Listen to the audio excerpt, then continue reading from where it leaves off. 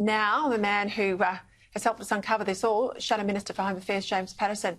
Well, thank you for your time. I tell you, if you had not pursued this, James Patterson, would we even know this sort of detail? Unfortunately, no, Peter, we wouldn't know it at all because the Prime Minister and his government made a decision over the summer break to stop reporting this information, to stop revealing it to the public.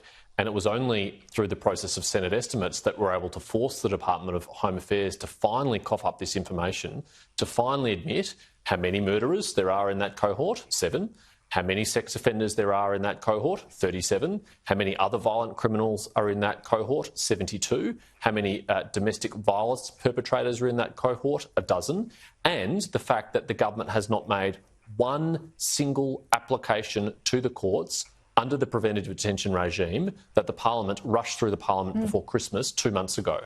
So I don't know what ministers and their departments have been up to over summer, but it's not protecting the community. Yeah, and just on that point, I mean, the Prime Minister goes out to Sydney Radio this afternoon trying to mop up from that debacle we saw from his minister, and he makes the point that the threshold, the bar for legal action is high, he's doing all this work behind the scenes, blah, blah, blah. But if he's not happy with the fix they put into the Parliament last year, he's a bloke responsible. I mean, this was his legislation. If he thinks it is deficient, he could have remedied it in the Parliament this year.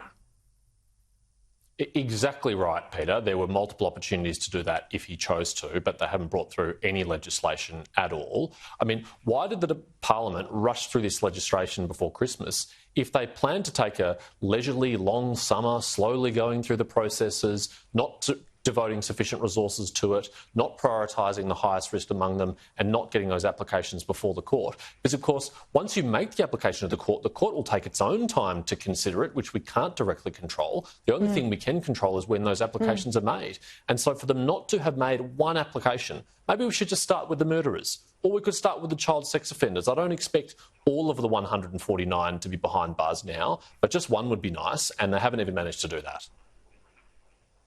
It couldn't even tell us, though, James, who has an ankle bracelet, which itself is not great, but at least it means they're monitored in some way. He couldn't even put that information into the Parliament, and he had this so weak line that he's got a panel to outsource and make those decisions. Now, we elect ministers to make decisions. I mean, surely he's got to go. There's a total absence of political leadership from the top to the bottom here, from the Prime Minister, from the Minister for Home Affairs and from the Minister for Immigration. And can I tell you, in fresh news, hot off the press, straight out of Senate estimates just a few moments ago, the Department and Border Force are not able to tell us whether how many of the 18 people who've been released into the community who've committed new offences and been charged for new offences are in custody.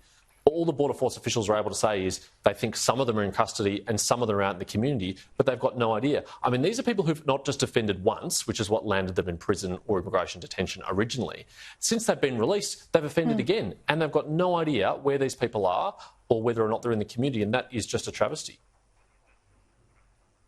And they don't meet the refugee test under international law. They're of bad character. Even their own countries don't want them back.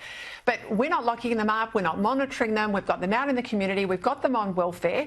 Taxpayers are paying for them to live somewhere. They've got access to medical care. The whole box and dice. I just have never seen anything like it. I think this is absolutely staggering. I want to ask you a question as a Victorian senator, because it was a real talking point with everyone I spoke to over the weekend. We have this woman, a mum, that goes missing in Ballarat. We go looking for her. The police and SES are out there for a couple of days. She's been missing for a week. There's no real leads. Why on earth have we disbanded the search? I mean, how can someone go missing in Australia and after a week we just give up?